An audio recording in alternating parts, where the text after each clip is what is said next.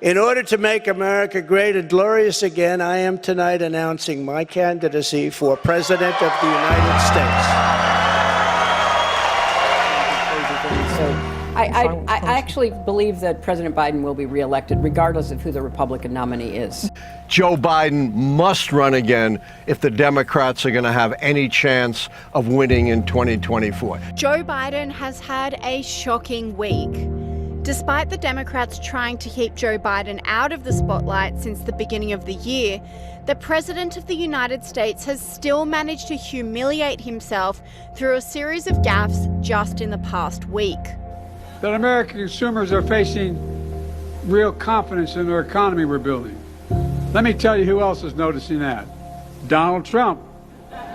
Did you see what he recently said about that he wants to see the economy crash this year? A sitting president.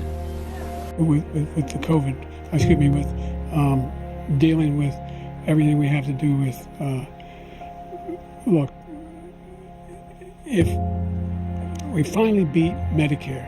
Thank you, President Biden. President Trump?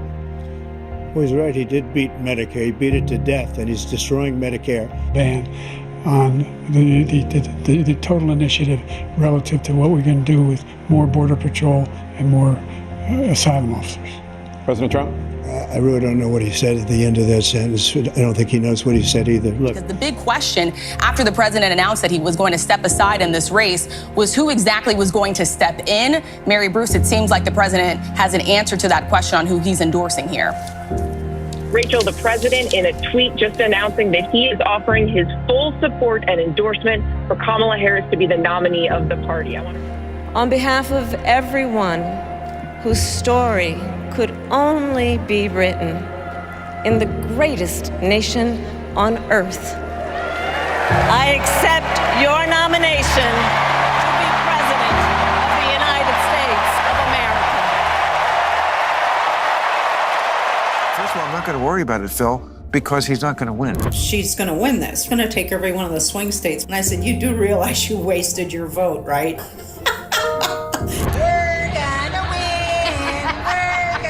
We're going to say to Donald Trump in November. Bye, bye, bye. Yes. Trump is a giant loser. I'm staying with my why question because look at this. Everybody calls it inflation, but affordability. When we talk about gasoline under your administration, average $2.57 a gallon. Under Biden, $3.61, 40% more. Bidenomics is working. For far too long, our economy has not been working for working people. Trickle-down economics benefited big corporations and the wealthiest Americans, but not workers. Vice President Harris admitting the economy isn't working for most Americans, workers. I am also the first veteran of the Space Force because under the Biden-Harris regime, I was fired from my command and lost my pension for criticizing DEI trainings that were rampant in the military. As of today, there is not one member of the United States military who is in active duty in a combat zone in any war zone around the world. The first time this century. What? But let's understand. So where the are we right now? Can you name a few of her accomplishments? No, I can't. What are some of her accomplishments? I will say that everything that I've seen, I don't think that, no. I honestly don't think she has any. The 4 years that she was in office as vice president, I didn't hear her speak once until last week. I worked behind the scenes to not only make sure that transgender woman got the services she was deserving, I made sure that they changed the policy in the state of California. But I believe actually it may have been one of the first, if not the first in the country, where I pushed for that policy. Look what happened.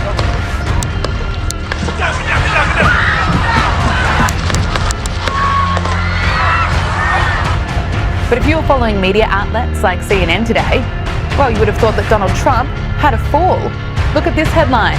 Secret Service rushed Trump off stage after he falls. Trump is toast. We're almost 48 hours out from perhaps seeing our first results, but do you stand behind that today? Oh, even more so. And this will add to our conversation, by the way. Yes, we're going to bring in John Acebes to give us a closer look at this, but Florida has been called. The first state, it looks like tonight, called by the Associated Press. Here is Donald Trump.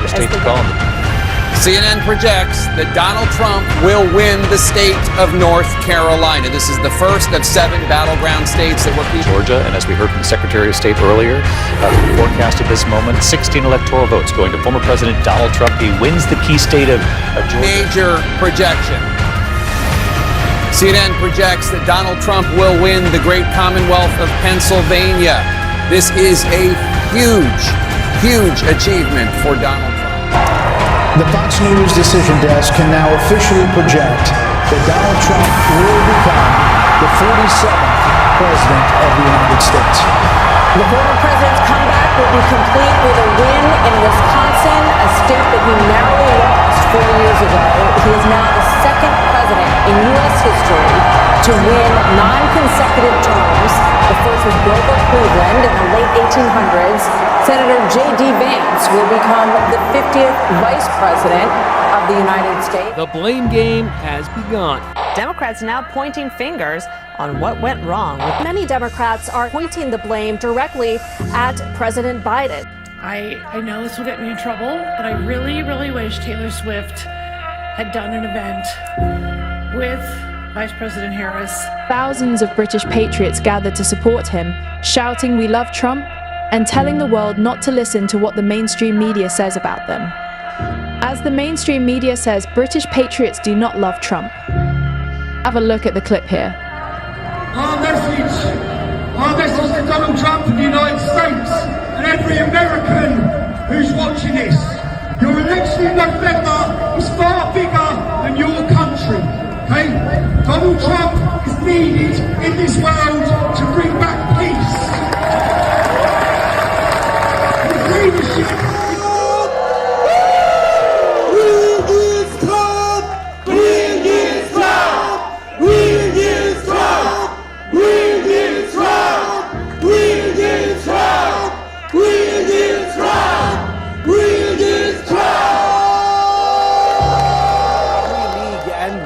The security forces in Bangladesh launched a crackdown on supporters of US President-elect Donald Trump and scuttled a celebratory rally in the city days after he condemned barbaric violence against Hindus and other minorities in the country.